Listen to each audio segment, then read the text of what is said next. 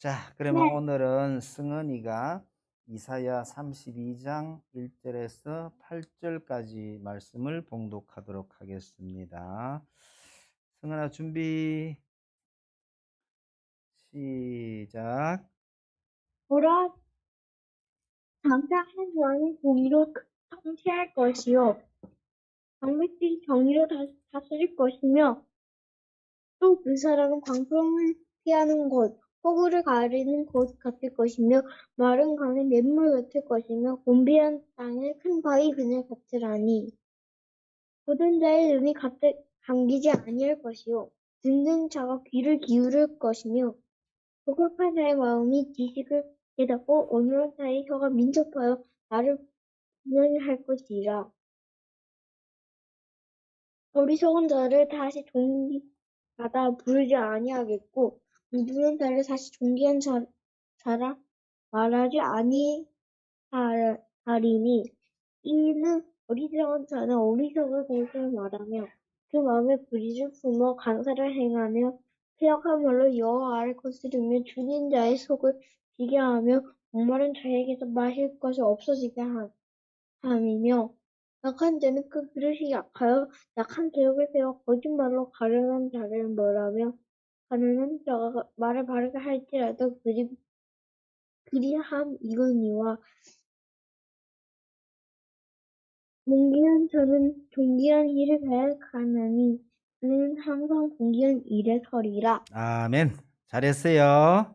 네, 승은이도 잘 지내세요. 네. 음.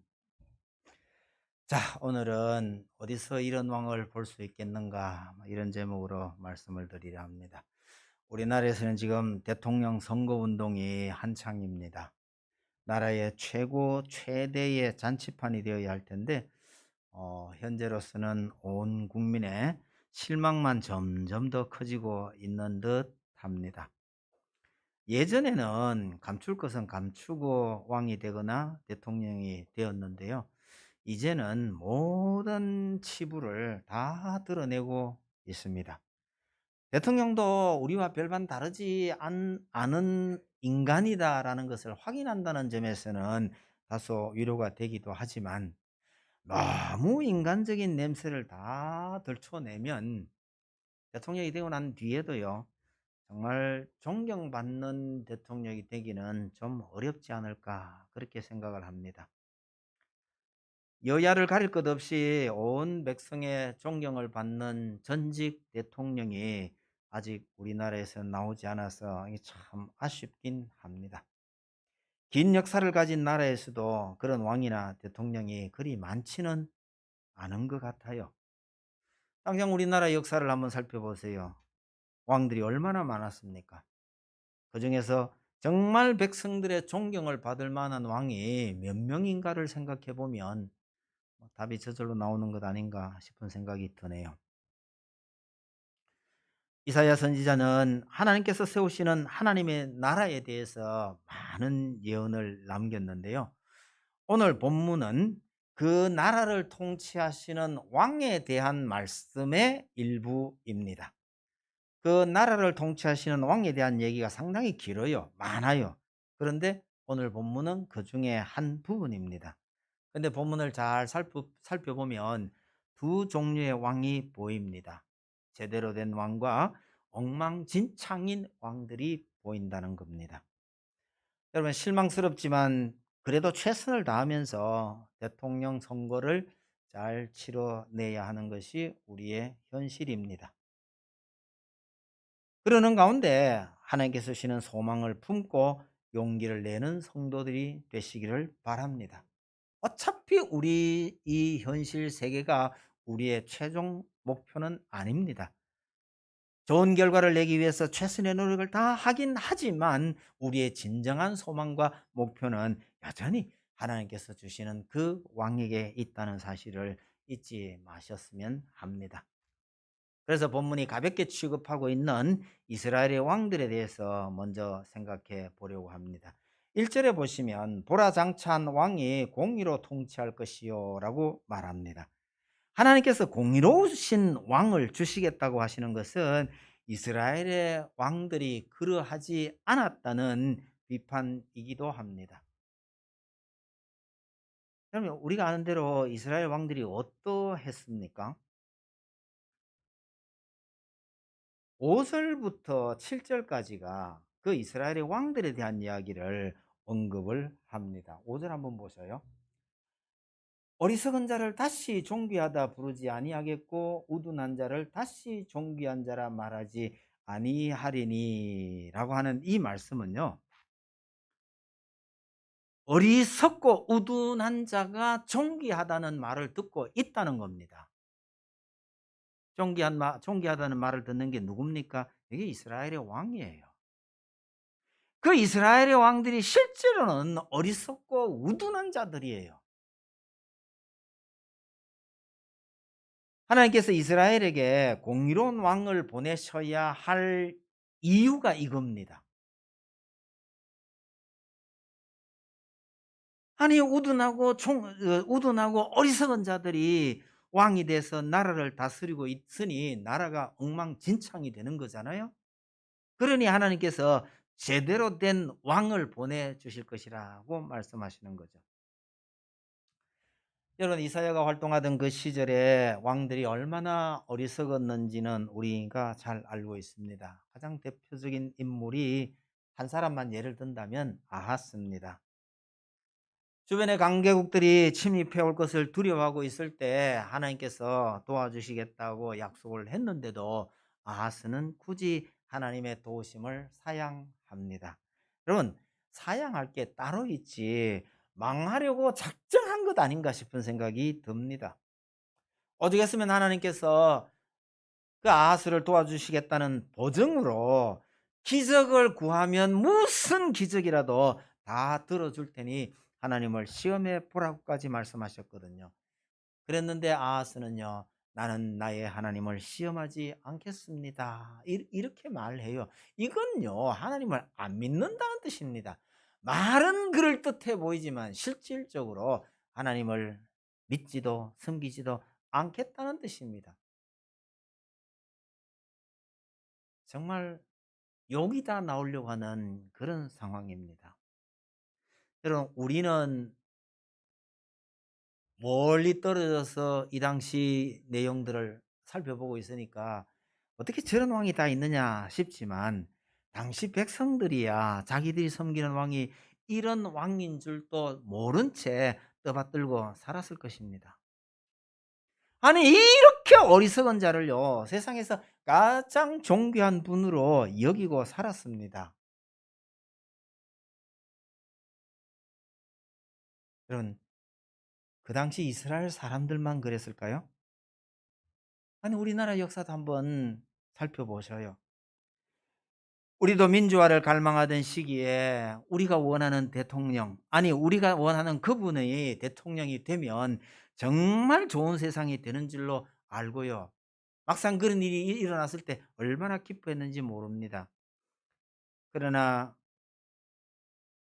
그렇게 갈망하던 그 민주투사가 대통령이 되자 엄청난 기대를 품었지만 실제로 그 기대가 무너지는데 시간이 별로 걸리지 않았습니다. 가끔은 대통령이 왜 저렇게 어리석은 짓을 하는가 싶을 때가 있어요. 여러분, 현 대통령을 말하는 것이 아니라 지금까지 우리가 겪었던 거의 모든 대통령이 다 그랬다는 뜻입니다. 얼마 가지 않아 정권이 바뀌면 큰일이 나겠다 싶은데도요, 고집스럽게 밀어붙입니다. 아마도 주변에서 실상을 제대로 전하지 않아서 그런 것 아닐까 싶은 생각이 듭니다. 아니 어리석은 짓을 하고 있는데도요 잘하고 있다고 백성들이 참 좋아하고 있습니다라고 부추기는 탓 아닐까요? 이게 어리석고 우둔한 자를 가리켜서 존귀하다고 말하는 겁니다. 6 절에서 7절 한번 보셔요. 이는 어리석은 자는 어리석은 것을 말하며 그 마음에 뿌리를 품어 간사를 행하며 패역한 말로 여호와를 거스르며 줄인 자의 속을 비게 하며 목마른 자에게 마실 것이 마실 것을 없어지게 함이며 악한 자는 그 그릇 시작하여 악한 계획을 세워 거짓말로 가련한 자를 멸하며 가난한 자가 말을 바르게 할지라도 그러함이거니와 이럽니다. 여러분 이스라엘의 악한 왕들이 온갖 종류의 악을 다 저질렀다는 비난입니다. 왕들이 왜 이렇게 어리석고 악한가요? 그걸 설명하는 핵심 단어가 간사한 행위란 말도 있고 패역한 말이라도 있는데 여러분 이 간사한 행위나 패역한 말은 전부 그다음에 나오는 여호와를 거스르는 것과 거의 동의어 수준입니다. 사전적으로는 좀 다를는지 몰라도 내용상으로는요. 이게 다 여호와를 거스르기 때문에 이럴 수밖에 없다고 말하는 겁니다. 여러분 이스라엘 왕들이 이렇게 악하다는 평을 받게 되는 기본적인 원인은요. 여호와를 거스르는 것, 하나님을 알지 못한 것입니다. 여러분 하나님을 두려워할 줄 모르면 아무런 두려움도 없이 불경건한 짓을 합니다.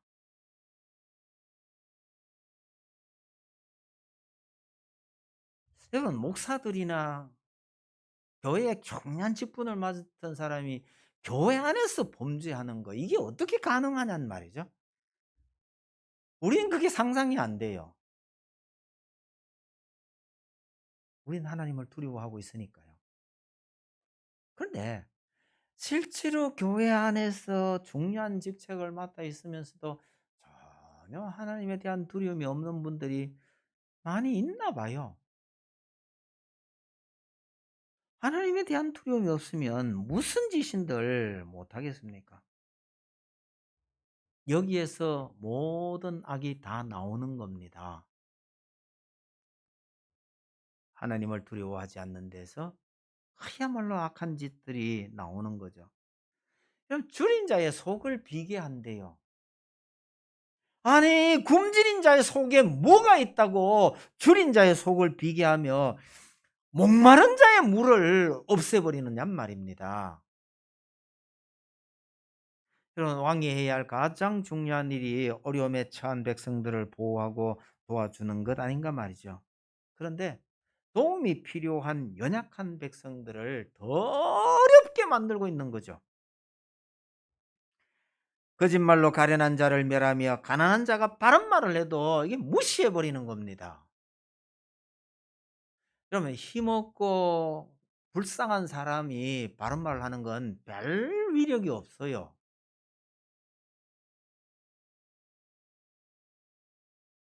왕만 그런 게 아니고 힘있고 권력이 있다고 생각이 되면 그렇게 되는 수가 참 많더라는 거예요. 줄인 자의 빈속을 비게 하고 물이 없어 목마른 자에게 마실 것을 없애는 이 행위는 그야말로요. 동량을 주지도 않으면서 쪽박까지 깨는 짓입니다. 이런 짓이 진짜 이스라엘에만 있었을까요? 오늘 우리 사회에도 이런 현상이 정말 빈번하지 않는가 한번 생각해 볼 필요가 있습니다. 아니, 대부분의 인간 사회가 그랬던 것 같습니다. 나라에 이런저런 문제가 발생하면요. 가난한 자들이 더 큰 어려움을 겪어요. 정책이 실패하거나 잘못되면 가장 큰 피해는 가난한 자들의 몫이기도 합니다. 여러분, 전 정치를 비판하려는 게 아닙니다.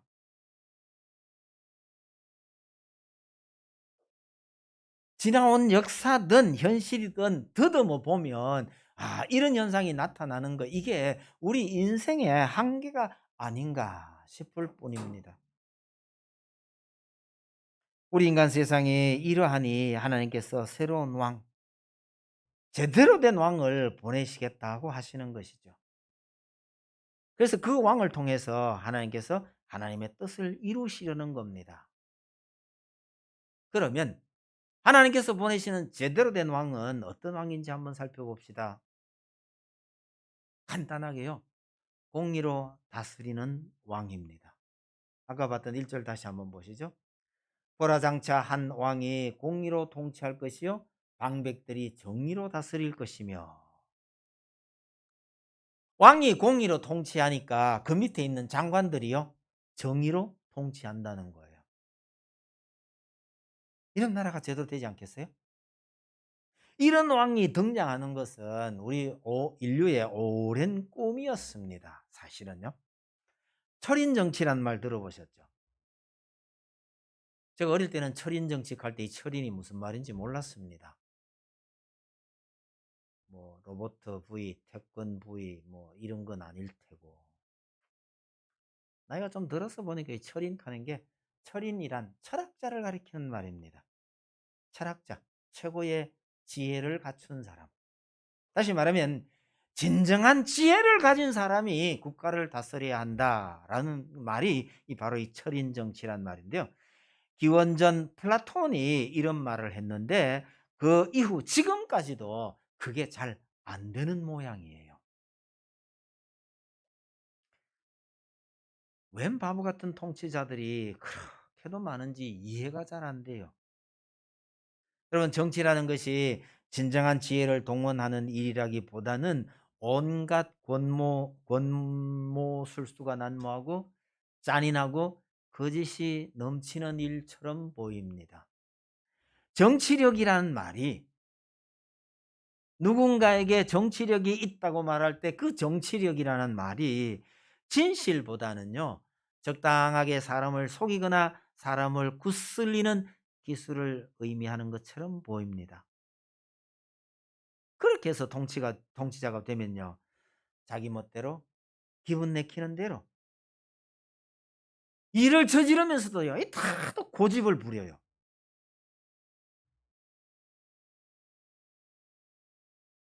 대통령이 되기 전에 무슨 말을 한다 하더라도요, 거의 모든 왕들이 대통령이요, 공의나 공평에 그다지 관심이 없었던 모양입니다. 우리 인간 세상이 그렇다는 거예요. 그런 세상에 하나님께서 공의로 다스릴 왕을 보내주실 것이라고 얘기하시는 것이죠. 여러분, 하나님께서 나라를 다스리시는 원리는 한마디로 공의입니다. 이 공의란 말의 사전적 의미는 올바르고 공정하며 참되고 정직하다는 뜻입니다. 그러나 성경이 말하는 공의는 이런 윤리적인 상태를 넘어서서 하나님의 중요한 성품 중의 하나라는 사실을 기억하시기 바랍니다. 그러니까 공의로 나라를 다스린다는 것은 하나님의 뜻대로 다스린다라는 뜻입니다. 쉽게 말하면요. 공의로 다스린다? 하나님의 뜻대로 나라를 다스린다라는 뜻입니다. 그러니 이스라엘의 왕은 자기 뜻대로 나라를 다스리는 소위 말하는 전제 군주가 아니라 하나님의 통치를 대신하는 하나님의 대리자일 뿐입니다. 하나님의 대리자로서의 역할을 잘하면 선한 왕이 되는데 그렇게 선한 왕이 정말 몇 안 돼요.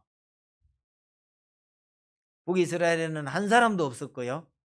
남쪽 유다에 몇 사람 있었는데 그 몇 사람도 다 대체로 불완전하고요. '이런 왕을 어떻게 선하다고 말했을까?' 싶은 꼬리표가 붙기도 합니다.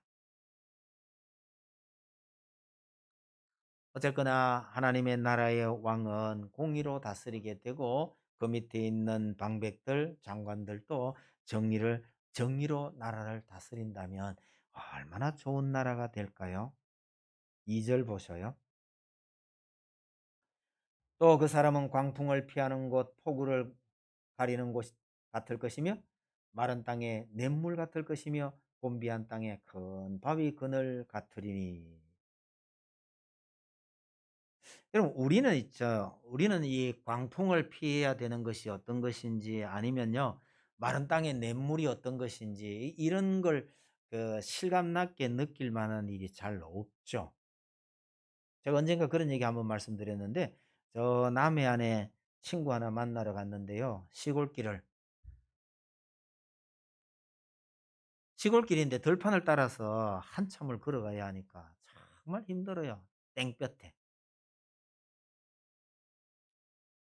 땡볕에 한참을 걸어갔어요. 내가 참 힘들었는데 마침 지나다 보니까 수박밭이 있었는데 수박 다 걷어가 버리고요.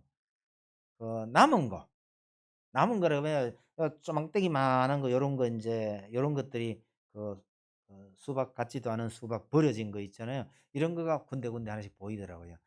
근데 여러분, 제가 잊지 못할 게 맛있었던 수박이 그겁니다. 대학교 달에 한참을 걸어가다가 그늘도 없는 곳에서요, 그 수박이 그렇게 달고 시원하더라고요.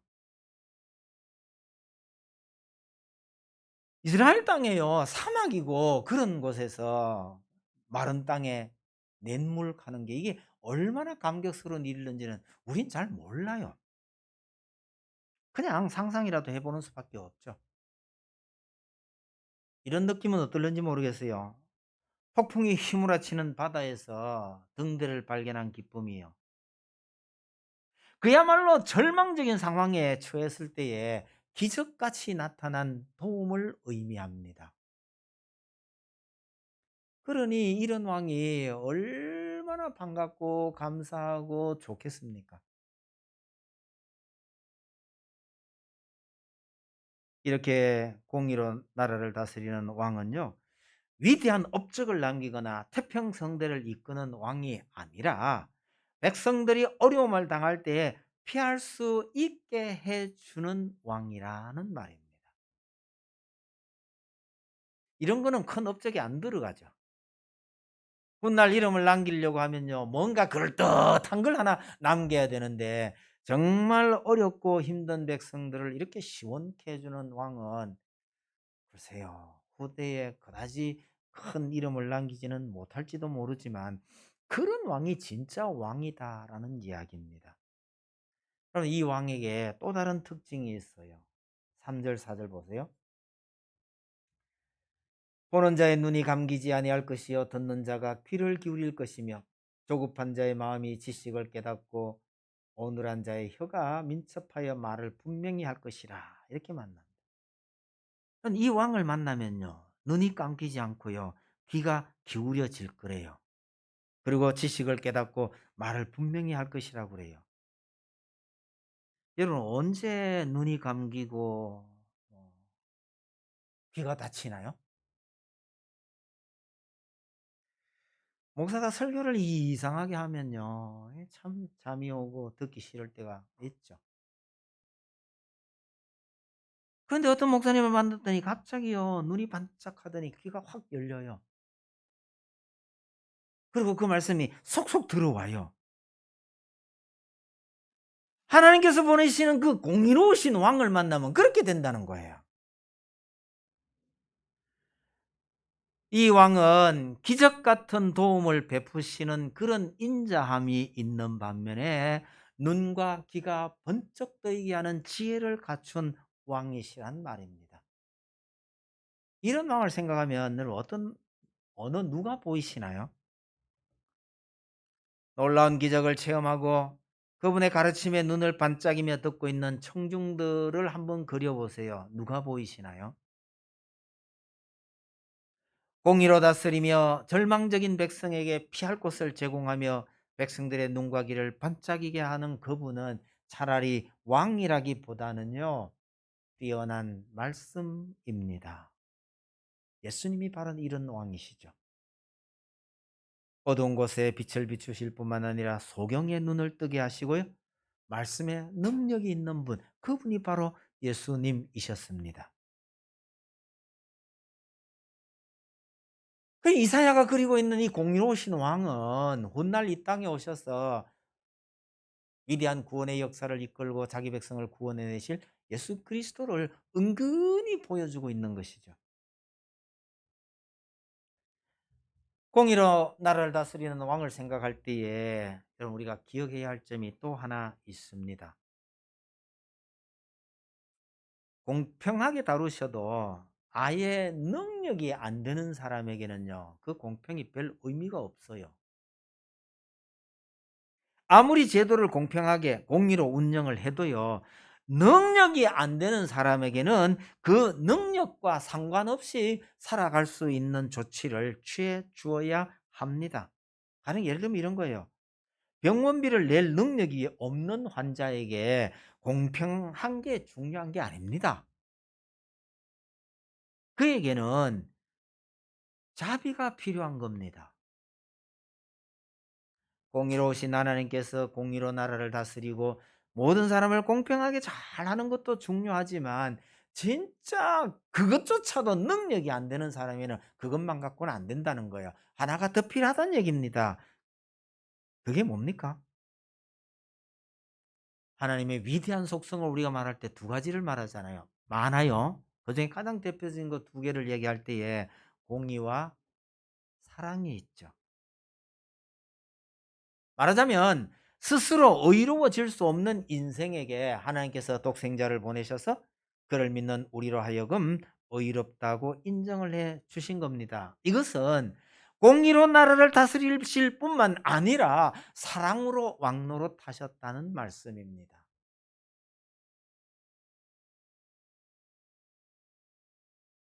모든 사람을 공의로 다스리는 것 절대로 필요합니다. 그게 기본 원리일지 몰라요.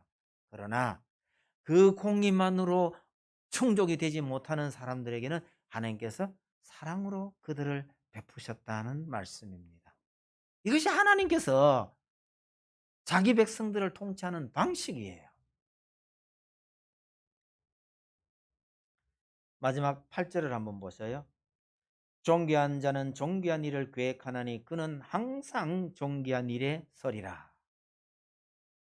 그 위에 있는 5절에서 7절까지가 어리석은 왕에 관한 말씀이라고 한다면 이 8절은요. 공의로운 왕의 일입니다. 이 공의로운 왕이 행하는 존귀한 일이라는 것은 가난한 자들, 목마른 자들, 배고픈 자들에게 사랑하는 마음으로 아낌없이 베푸는 것을 의미합니다. 하나님께서 보내신 공의로운 왕은 공의로 다스리실 뿐만 아니라 어려움에 처한 백성들에게 이와 같이 존귀한 일을 합니다. 결국 이 왕에 대한 이야기는 하나님께서 이 땅에 보내실 메시아를 가리키는 것이죠. 그런 하나님께서 보내시는 이 메시아 외에 어쩌면 이 땅에서 이런 왕을 만나기는 불가능할지도 모릅니다. 여러분 이번 명절에도 대통령 선거 문제로 아마 전국이 떠들썩할 것 같습니다. 국가의 장래가 달린 문제에 우리도 관심을 가지는 것이 옳죠. 적극적으로 의견을 개진하고 또 개선되도록 작은 힘이라도 보태야 합니다. 마음에 드는 후보가 없다고 야단입니다. 우리 마음에 속 드는 대통령을 언제 만나게 될까요? 어쩌면 불가능할지도 모르겠습니다. 그래도 관심을 가져야 하고 투표는 꼭 해야 합니다. 그러면서도 우리의 진정한 관심은요. 이 나라를 넘어서 하나님의 나라를 향해야 합니다. 하나님 나라의 왕을 기대하며 거기에 우리의 소망을 두어야 합니다. 여러분 그 하나님의 나라가 우리와는 아무 상관없는 먼 훗날 이루어질 그런 나라가 아니라 그분께서 세우시려고 하는 그 나라, 그 왕의 모습이 사실은 오늘 우리 교회를 통해서 나타나야 합니다. 이 교회에서 그런 모습을 발견할 수 있어야 합니다. 우리가 어떻게 그분을 닮아가야 할지, 그분께서 세우시려고 했던 그 교회를 우리가 어떻게 이루어 가야 할지를 고민하는 명절이 되시기를 바랍니다. 우리가 이 나라 전체를 어떻게 해볼 만한 능력은 없습니다. 주어지지도 않았습니다. 그러나 이 조그마한 교회 안에서 이런 하나님의 뜻을 이루어 가기 위해선 우리가 해야 할 일들이 있다는 뜻입니다. 어떻게 그런 일을 감당해야 할지, 그것이 하나님의 나라를 소망하는 사람의 본분이라고 생각을 합니다. 우리의 작은 노력을 통해서 적어도 이 교회 안에서도 이 교회를 중심으로 해서 그런 모습들이 나타나기를 간절히 소망합니다. 찬송 드립시다. 304장입니다.